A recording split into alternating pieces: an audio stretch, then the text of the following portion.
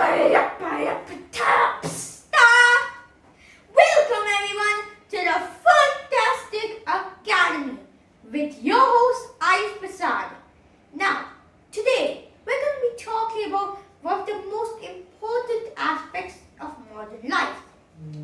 It's so important that in fact billions are probably being used for you to watch this video, and you probably use up to trillions of them every single day.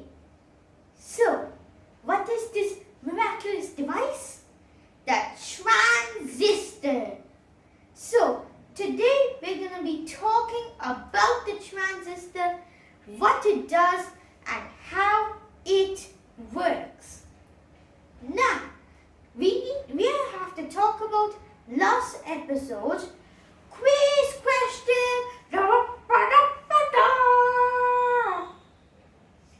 So, the quiz question was, who discovered the Edison effect? Now, you might think, well, Thomas Edison, right? But it's a bit more complicated. It was first discovered by a French Edmond Becquerel. It was then later rediscovered by the extensively writing Frederick Guthrie from Britain. And then it was rediscovered a couple more times, and then Thomas Edison discovered it, who used it to patent the first electronic device in America. Now that that's out of the way, let's dive in!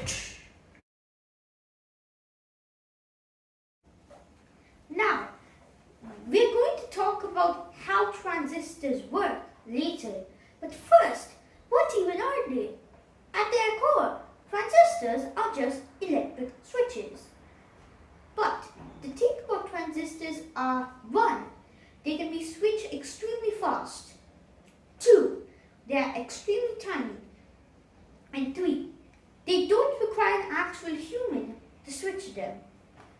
All of these properties make transistors excellent to use in electric applications. Transistors were first invented by Bardeen and Shockley of Bell Laboratories in 1947. Now, transistors come in 2 types. One is a standard electric switch, where if you put it just below the horizontal, it will turn on, but if you put just above the horizontal, it will turn on. Or, in other words, if the gate voltage is just below a certain threshold, the transistor will be off in the 0 state. But if it's just above that threshold, it will be on in the 1 state. Now, the other type is more like a potentiometer, like the one you use to operate a fan.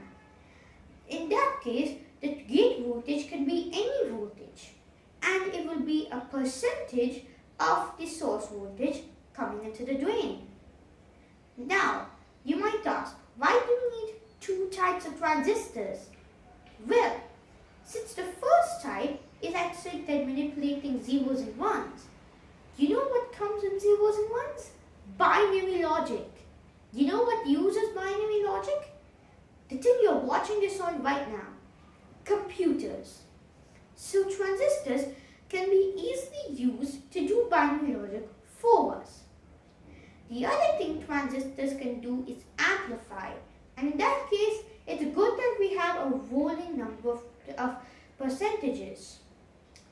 If we have an extremely high but constant voltage at the source, any varying voltage at the gate will give an extremely high voltage but tuned at the drain.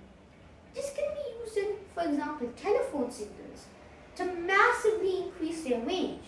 Of course, this was back in the day where it's like the radio signals being used to carry telephone signals on giant cell towers. We actually had to lay wire across the entire country. And if electric signals get weak after traveling across a full country, so transistors can help provide a boost to them, allowing for the first cross-ocean calls to happen. Now, transistors come in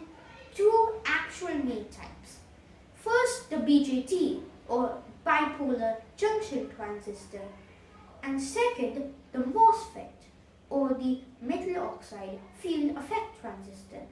So enough waffling around about what these things do. Let's talk about why they work. Now, let's talk about semiconductors and doping.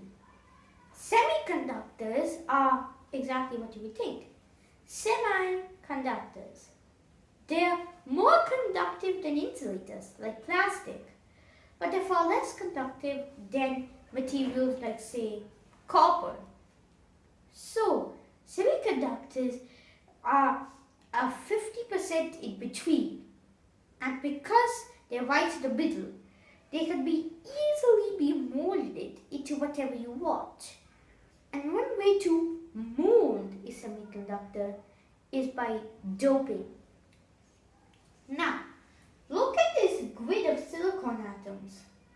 Now, silicon is a semiconductor and it has 4 electrons on its outer shell. Because of this, it bonds in this tetrahedral lattice. We can't show tetrahedrons on a flat board, so imagine this as squares. Functionally, according to graph theory, they're the exact same. Now, wait a second. What's this phosphorus doing in the silicon lattice? We injected it, or miraculously, we doped it into the silicon. But why is it here? Well, since silicon's 4 atoms are all bonding with each other, none of them can move. But phosphorus has a 5th electron. And since this 5th electron is not going to bond with anyone, it's free to do as it pleases, move anywhere it wants. So we created a free negative charge in the material. And since the 3 charges are negative, we call this N-type. Important note, N-type semiconductors are neither negative nor positive. They are neutral. To compensate for this added electron, there's an added proton in the phosphorus nucleus. But that added proton is locked. It can't move away from that nucleus. Whereas the electron is free. It can move. So, for practical purposes, it's negative. Now, if adding an element with an extra electron gets N-type, then for P-type, you add an element with 1 less electron, like boron, which has only 3 electrons and a hole. Now, this hole is where an electron should be, but isn't. And electrons from other atoms can move into that hole, filling it. But when they move in, they leave the hole from the other side. Now, you could just think this as electron moves into a bucket and leaves hole in another bucket. But it's much easier to think that the hole is moving, since there's so much fewer than them. Electron holes do not actually exist. They're just absence of electrons. But we can treat them as they exist and they are mobile. Again, the boron atom is neutral because there's an extra less proton in there. But since that less proton hole can't move, it's the same as thinking there's a free electron hole. So now, we know how to mold silicon to our wishes, to give it free negative charges or free positive charges. Next step is to use this to make a transistor. Now let's do a quick recap of what we've learned today. We've learned about what are transistors, switches, why they're so useful to do logic and amplification.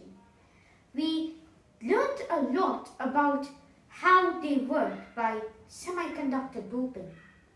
But we left out one important detail. How do you go from doping to a transistor? That's what we're going to cover in the next episode. In the meantime, I have this quiz question for you. Who coined the term transistor? Transistor means transitive resistivity because you can change the resistance over time. But who coined this creative term that millions of computer scientists and physicists now use when talking about computer chips? Tell me the answer. I'll see you next time on the Funtastic Academy.